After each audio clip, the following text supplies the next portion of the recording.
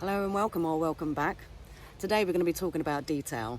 Now, I don't know about you, but I find that there is a lot of, let's just say, professional jargon when it comes to art, and especially on some of the channels that I've seen. So when I first started working with charcoal, which was literally just 2 years ago at the most, I visited a lot of different channels to see how I could achieve certain looks with the charcoal, how to use it, how to manipulate it. And there seems to be a lot of professional waffle jargon used, and different takes on how to do things. And this is the place where you're going to get a no-nonsense approach, because I, unlike others, never been to an art school. I've never done art professionally like that. I've literally just put my hand to it in the last 2 years, but I have been achieving works like this. So if you want to know how to do the same, today we're going to be looking at the detail of a Highland cow that I've been working on. Now, if you haven't seen other videos, please do check out the previous two, and it will show you how we've got to where we are today. And as you'll see, and as you'll know if you've come from our main channel, I'm a nomad. I live in a tent. I'll carry all of my stuff on my back, so I haven't got the equipment that some will have. I'm working with minimal tools, and I'm still achieving great work. So if you want this down-to-earth approach, let's have a look, shall we? Okay, so something that I haven't mentioned yet that I do have is a little stick there of willow. It's willow charcoal, and it adds a lighter, finer dust because it's not the compressed kind of charcoal that sticks to the paper harder. So I'm just going to be using some of this because it's a much lighter application, and if I need to remove it, it's far easier.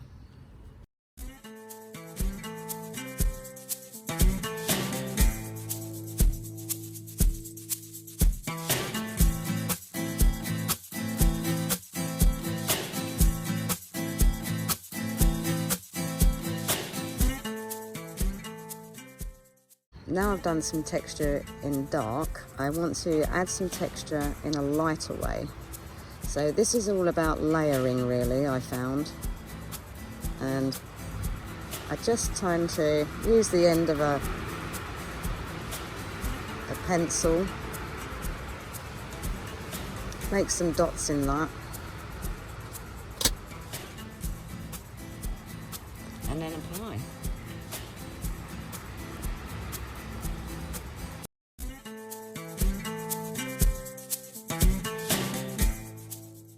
I've got a nice little point, and I can fine tune that dabbing.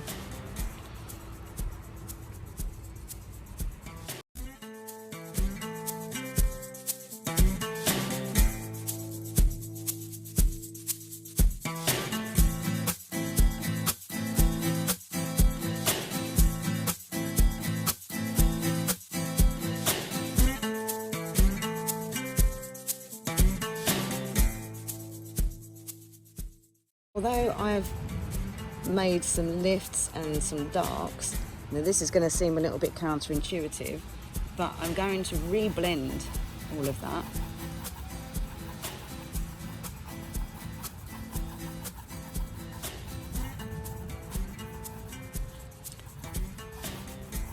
Because this is all about layering to get the right effect and to make it look picture perfect. It's good to do it in a layering way.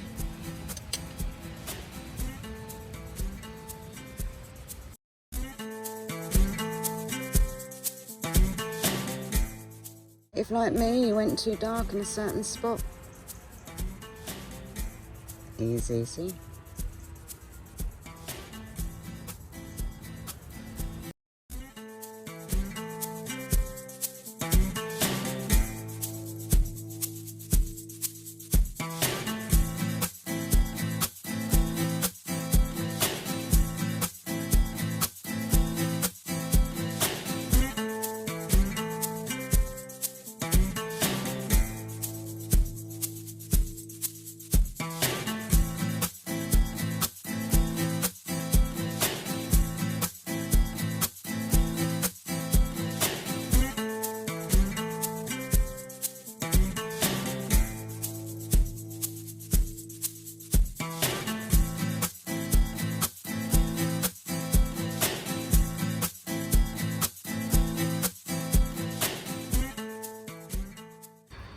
Okay, so you can see the nose is starting to get some texture to it now, but I'm gonna have to go back in and darken up my darks.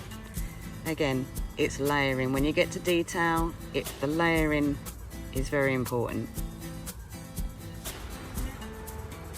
So the Faber-Castell, as I said to you before, this will come in play once I get to the detailing. So now I need to add some more heavier darks. I'm going to use this. If you want to know where to get this from, the link is in the first video. Do go and check that out.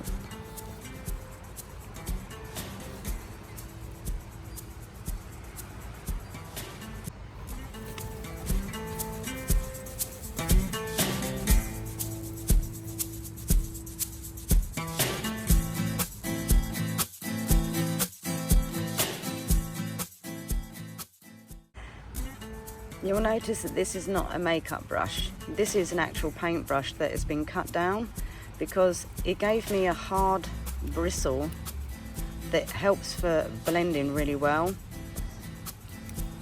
Whereas this is just to lift and to hold the charcoal to spread.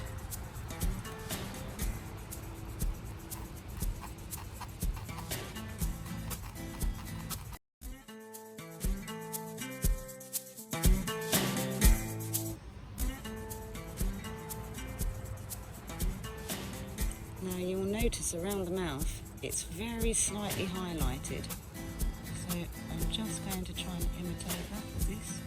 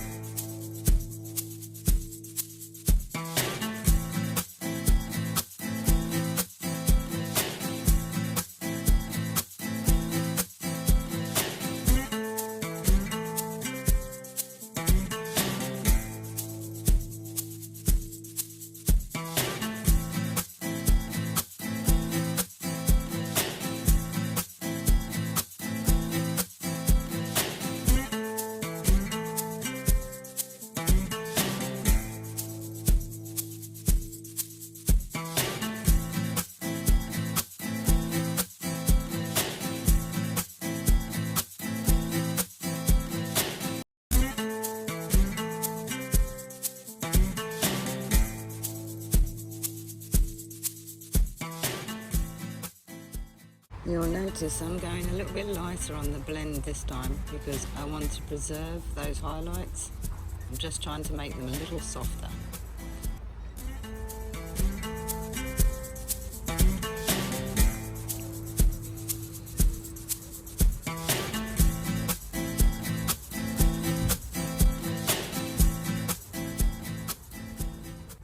So I'm using the mono eraser just so I can be a bit more specific about the highlights.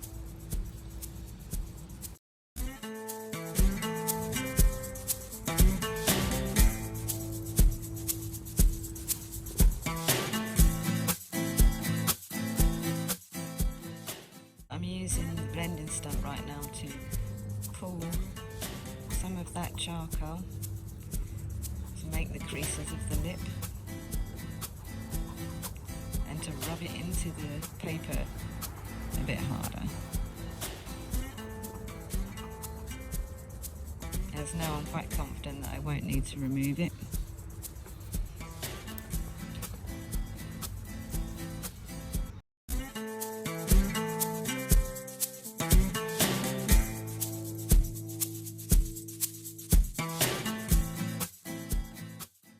So as I'm darkening up the top of the nose, I'm using a little bit of a mimic of fur, kind of, because although the picture's blurry, and there's still the hint of that there should be shorter fur there, right? This is kind of what I'm trying to imitate.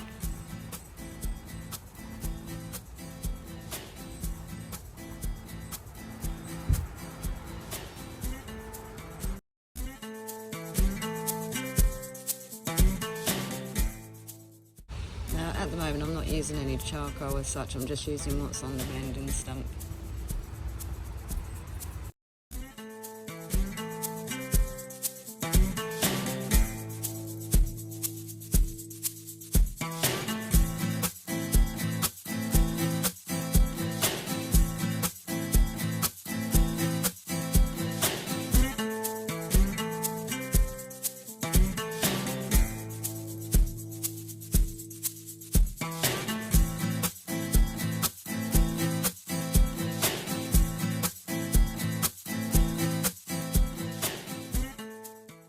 When you've used an eraser, like the mono eraser, sometimes you get these little specks of the eraser left on the page. So I'm just going to ensure that I haven't got anything too dark on my brush, so I can just lift that off.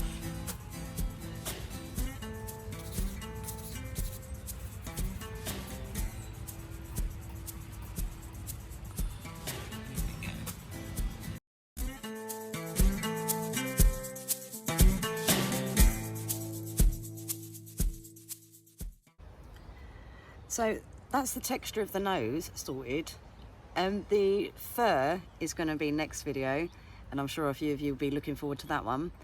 Now, fur with charcoal, I found a good sheet for fur with charcoal, so do come back for that one. But much as with the nose, you'll see that in order to get a texture, it's about layering and adding and blending it out, doing it again, blending it in, doing it again, and each time you blend, you're blending just a little bit lighter. This layering process is what's going to give it depth, really, and make it look a little bit more realistic. Now, when it comes to fur, again, it's a very similar thing, and patience is the key, I've learned. Now, I didn't start out with very good patience, and it's certainly not one of my virtues, but sticking with it, taking little bits at a time, and not overwhelming myself by thinking, right, I want to get a whole lot done today. I'll just stick to one bit.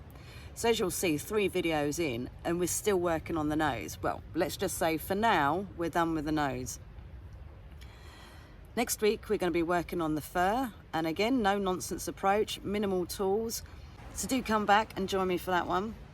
Any comments, any questions, please do leave a comment below and I'll get back to you. Till next time.